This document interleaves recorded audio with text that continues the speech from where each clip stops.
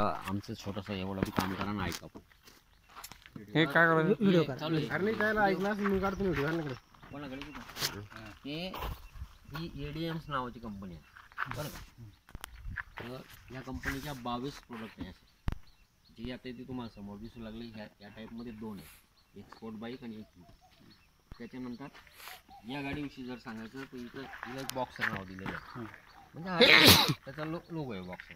एडीएमएसचा Karnataka based company आहे. आता ह्या गाडीविषयी स्पेसिफिक सांगायचं म्हणलं तर ह्या गाडीचं ॲव्हरेज देते ही एका चार्जिंगमध्ये 120 किलोमीटर. आणि आपण 100च पकडायचं, कारण आपलं चालवणे गावातले रस्ते विस्ते गेले सगळा विषय काढला तर 100 किलोमीटर म्हणजे मी पिशोर ते जालना या गाडीवर जातो. 3 दिवस माझी तिकीट ड्युटी असते, 2 दिवस परत येतो. औरंगाबादला जर तुम्ही गेले संभाजीनगरला पिशोरवरून तर रिटर्न संध्याकाळी येतात. चार्जिंग करायची गरज नाही. घरी आल्यानंतर तुम्ही घरात 4 ते 6 घंटे या गाडीला चार्जिंग करू शकता विदाऊट एनी.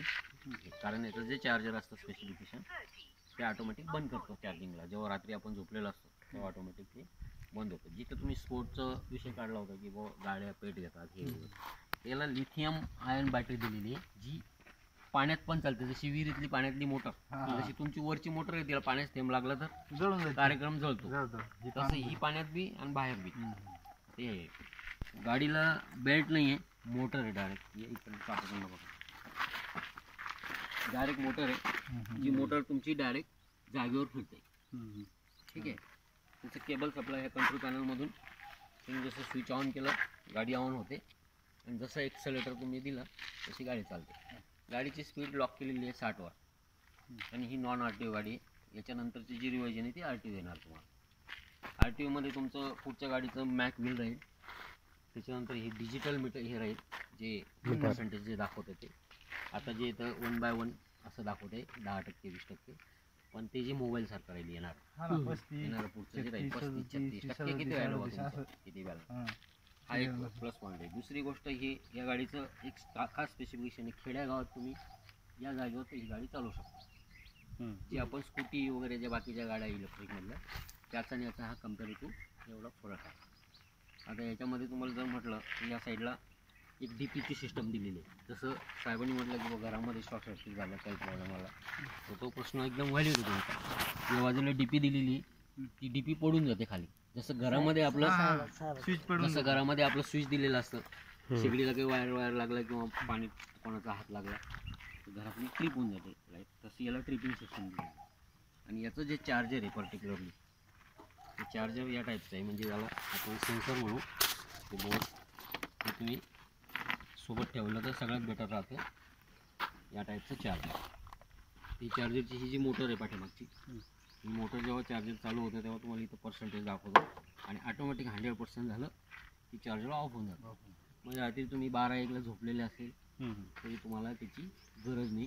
ती जाऊन स्विच बंद करणे. सकाळी जायचं आपलं, उठताना आपलं स्विच ऑफ करून. किती तास लागतात तरी चार्जिंग करायला तिला? चार्जिंगला 6 ते 8 घंटे लागतात, 4 ते 6 घंटे लागतात फुल चार्जिंगला. आता पेट्रोल पंपावर जी सिस्टम आली याच्या चार्जिंगच्या बाबतीत, ती तुमची 20 मिनटामध्ये फुल चार्जिंग होणार. तिथे तुम्हाला 10 ते 30 रुपयापर्यंत तुम्हाला खर्च येणार. म्हणजे 20 रुपयामध्ये फुल चार्जिंग जर झाली एका युनिटची 10 रुपये, तर 2 युनिट तुम्हाला ते घेतात 20. तर म्हणजे ॲव्हरेज जर काढला आपला पेट्रोलचा आणि इलेक्ट्रिकचा तर 20-25 किलोमीटर ही गाडी पडते. एकदा चार्जिंग व्हायला किती युनिट पडतं तरी? एका चार्जिंग व्हायला 2 युनिट.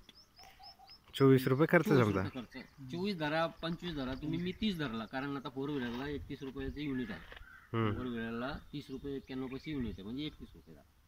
आपणही त्याच्यात ॲव्हरेज म्हणतो एका युनिटला, आपल्या काही वेगळा युनिट राहणार नाही. तरी 60 रुपयात जरी म्हटलं तरी तुम्हाला 25 पैसे किलोमीटर ही गाडी तुम्हाला पडेल. चार्जिंगचं सॉकेट तुमच्या इथे दिलेलं आहे. 50 ॲव्हरेज देते गाडी. इथे तुमचं चार्जिंगचं सॉकेट आहे, सगळ्यांना पाहू शकता. या ठिकाणी जे मोबाईलचं जे तुम्हाला ती बॅटरी दाखवली ना ती तुम्हाला चार्जिंग करतो.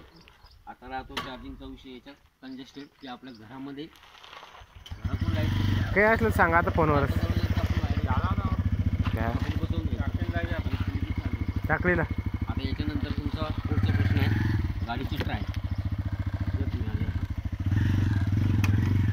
बसा गाडी त्याला गाडी चालत येईल.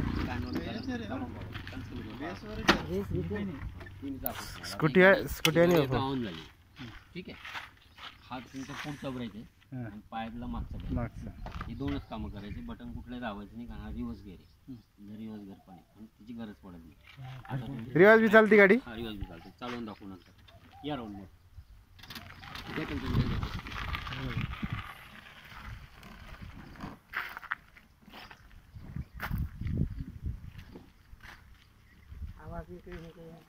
रोडवर तो एवढा बी आवाज येत नाही. ते डिक्कीचा आवाज येऊ राहिला समजा. आता अरे बापू इकडे चालले असणार घरी. घरी त्यांना तिकडे जायला व्हिडिओ निघतो असं येऊन असं जाणं. व्हिडिओ तुम्हाला कुठं जायचं पण व्हिडिओ तर येऊ. युट्यूब वर जाणार आहे हा व्हिडिओ तुमचा नॅशनल लेवलला. नॅशनल लेवल नंतर वार तुम्ही ऑफ करा आणि सर तुम्ही चालवून रोड पासून वापरा. या त्यांच्या हातात. हा रोडवर नाही तुम्हाला रोड थोडंसं रोडचं बी कळलं नाही. यांनी शेतात चालवली समजा ही वावर झाला. हा त्या बटनाला हात नाही लावायचा. रिवर्स बी येते गाडी. रिवर्स बी येते गाडी. दाखवतो नाही आता ऑन झाली गाडी. बस गाडी चालू आहे आणि ते ब्रेक आपलं तसं सगळं. ब्रेक पायातलं आहे, उजव्या पायातलं ब्रेक आहे.